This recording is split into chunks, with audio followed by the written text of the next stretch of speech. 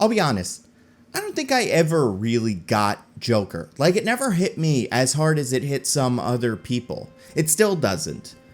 But I think I finally figured out why.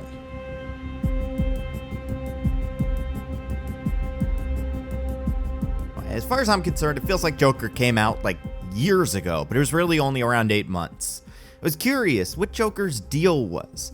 Why was the response to Joker so mixed? Some people loved it, some hated it. I was in the crowd of, it's fine. So what was I missing? Not necessarily what did I get wrong, but why didn't I have as strong a reaction as some? I sat with Joker for a while. What did I need to really understand this movie? And then, in my period of watching everything on Netflix, I revisited a new favorite movie of mine, and it all came together. A movie called Dolemite Is My Name. Dolemite Is My Name might be my favorite movie of 2019. Tells the story of Rudy Ray Moore, a down-on-his-luck aspiring comedian/musician who created the 1970s blaxploitation hero Dolemite. The film is joyful, dramatic, inspiring, and just a lot of fun. Eddie Murphy, one of my favorite comedians, absolutely nails the role of Rudy Ray Moore, and it is a disgrace that the Academy did not nominate him for Best Actor, even though it probably had less to do with the merits of his performance, and more that Eddie Murphy presented an award once and used the presentation to call out the Oscars on being super racist, which, good point. Way to go, Eddie. But you're probably asking yourself, what does this have to do with Joker? They are two completely different movies. Well, first of all, they are not. These two movies, Joker and Dolemite Is My Name, are super similar in ways that I believe make the comparison between them valid. You'll see. And if you don't believe me, here are some similarities between both movies. Both Joker and Dolemite Is My Name are period pieces about a man past his prime who has dreams of being an entertainer, specifically a stand-up comedian. He fails to have a successful career, his jokes are corny, he's somewhat out of touch, but he's otherwise nice and playing by the rules. Society has failed this man, and others like him, because the people in charge are out of touch with everyone else. And after a chance encounter with a drunk, this man creates a character. He wears a colorful suit, dances, hits a nerve, starts a countercultural movement, wants the world to know he exists. He's driven by daddy issues, forms a bond with a black single mother. At first, he's ridiculed by media bosses, but eventually he succeeds, becomes a national figure, and ends the movie standing above a group of adoring fans. They're similar. Both the Joker and Dolemite Is My Name deal with themes of society, marginalization, entertainment as a means to achieve social change, and iconography. But Dolemite Is My Name does one thing very differently from Joker: the introduction. Dolemite Is My Name has one of the most effective character introductions I have seen in a long time. In the first scene, Rudy Ray Moore pitches his singles to a DJ played by Snoop Dogg. His pitches are all duds, and this exchange ends with Rudy telling the DJ that he has big dreams, but ultimately getting rejected. Our first interaction with Rudy Ray Moore is a useful one. We learn everything we need to know about his background and motivations. Rudy is a failed singer who keeps reinventing himself in the hopes of becoming a star. He believes he was slighted when a record company passed on him in favor of James Brown, but Rudy keeps trying. In this single exchange that defines our protagonist, Snoop Dogg's record store owner even says to Rudy, "Sometimes our dreams just don't come true." And Rudy responds with, "They still can." Rudy believes in himself. Like almost all of the great film protagonists, Rudy has an impossible dream. An ambition that he can achieve something far beyond what everyone believes is possible. Now compare that to Arthur's introduction. The first time we see Arthur, he is crying at work. And then we watch him on the street when his sign is stolen and he's beaten up by kids. It isn't until the therapy session that we get a hint about Arthur's dreams of being a comedian, and much longer into the movie until we actually see it. Both introductions evoke very similar but distinctly different emotions. We empathize with Rudy. We admire him, his perseverance, his dream, and we understand his frustration with failure. Whereas with Arthur, we don't learn very much about his character. He is sad, a victim. We sympathize with Arthur. And while they may seem very similar, empathy and sympathy are vastly different emotions, and they have wildly different effects on an audience. Empathy is what allows people to truly connect with a character. Because of a universal trait displayed by the character, usually something valuable like honor or passion or just good manners, we can see ourselves in that character's place. We want them to succeed because of some sort of similar life experience and shared values. Sympathy can seem like empathy from a distance, but it is not the same. With sympathy, we can acknowledge the situation a character is in and pity that character, but we don't connect that pity with our own life experience. Sympathy, like empathy, elicits an emotional response from an audience, but not nearly as personal of an emotion. And making the audience sympathetic for a character is easy. Have something bad happen. Imagine this in your head. A kid with ice cream trips and spills their ice cream. Bummer. But sympathy is a shallow emotion. Your connection with the character is weak and won't get you through an entire movie. But what we learn from Rudy's introduction endears the audience to Rudy instantly. He is not perfect, but we want him to succeed because we understand his struggle. He just wants his shot. And there's a reason almost all movies with memorable, likable characters have an introduction similar to Rudy Ray Moore's in Dolemite Is My Name. Like, I want to look at 3 vastly different movies. First, a kid's movie, Mulan. What do we learn about Mulan in the introduction? Mulan is nice to a dog, clever, takes care of her dad, cares about her family, and is nervous about her test. Likeable, relatable, empathetic. We will feel bad when she fails her test and disappoints her family because we already wanted her to succeed because we feel a personal connection to Mulan.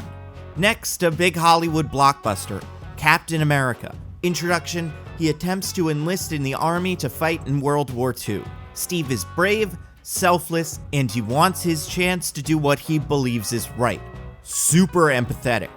And then later, when he's getting rejected and beat up, we care because we like this guy. He deserves better. Last one, Scarface. Tony Montana. His intro is a little different. He is being interrogated by immigration services. But what do we learn about Tony? He's a hustler. He makes jokes. He smiles. But really, he just wants to be free. Wants a chance in the US to escape communist Cuba. And that makes him a relatively likable character. Not nearly as likable as Mulan or Captain America, but those traits are traits we can empathize with. And if you think, well, Joker's different, it doesn't fit this mold. Well, the 2 films Joker is most explicitly based on open with this kind of introduction. Our first introduction with Travis Bickle in Taxi Driver is Travis applying for a job. He goes over his history, shows us a few positive traits. Travis is polite, ready to work, served in the Marines, cracks a joke, seems like a decent guy, a guy you might know, or be. Same for Rupert Pupkin in The King of Comedy. Rupert is enterprising, determined, nervous, and at least a little funny. Most importantly, both characters are active. They are doing something, taking an action to further a goal. In both cases, getting some job. Maybe a dream job, maybe a job just to make ends meet, but an active protagonist is incredibly easy to empathize with. Not only can you see yourself in their shoes, maybe you want to see yourself in their shoes. You wish you took risks like Rupert. It's admirable. You respect the hustle. And yes, Joker will have moments where Arthur demonstrates some likable traits, but first impressions matter. Whether we like it or not, how the audience feels about a character long term is very much informed by our first interaction. And listen, does every movie absolutely need to start this way? No. But so many do for a reason. It lays a foundation upon which to build your movie, and like a building, if you want to build a complicated movie, you need a strong foundation. So why does Joker work for some people, but not others? Well, maybe they immediately empathize with Arthur for other reasons. Like if you also got beat up by some kids, and this is not a joke, like if you had a similar experience to Arthur, you may see that scene and be able to empathize with Arthur, whereas, for many of us, sympathy is the best we can do. And that small, empathetic connection can be enough to endear you to the character and care about his struggle in a way that will make the rest of the movie far more meaningful. So then, how could Joker utilize this kind of opening to highlight one of Arthur's more likable traits and better frame the character? And I don't want to invent a new trait, like give us a new reason to empathize with Arthur. There are plenty of those that exist within Joker, some more prominent than others. And this brings us back to Dolemite. Arthur and Rudy share similar goals and values, so a scene like the opening scene from Dolemite Is My Name could highlight something about Arthur that can create empathy in most audience members. So imagine something like this. Arthur is talking to the owner of a comedy club, who should be played by Marc Maron, because, that's what he's for, not just making a face at Robert De Niro. Give him some lines and a personality. I like Marc Maron. Arthur says, "Come on, Mickey, just give me a shot." Mickey looks at Arthur. "I can't, kid. There isn't room on tonight's ticket." "Well, I can go on tomorrow or Thursday. I don't need a prime spot. Just give me some stage time to try out my new material." "I can't, Arthur. You're just not ready." "Well, what do you mean?" "Look at this stuff." Mickey picks up the joke book. "The worst part about having a mental illness is people expect you to behave as if you don't." That's funny. It's real. These aren't jokes. This is a manifesto about crime and crazy people and Thomas Wayne. It won't work. It's the truth. It won't work. Come on, Mickey. It won't. Why not? Because the truth isn't funny. People want light stuff to get their mind off what's going on out there. Well, maybe that's the problem. Maybe they need to see what's happening. Maybe I can use the jokes to show them. Listen, Arthur, you're a nice guy. Really, I want to help you. But this isn't it. Come back with some new stuff, something less depressing. Fun, happy. You're a clown, right?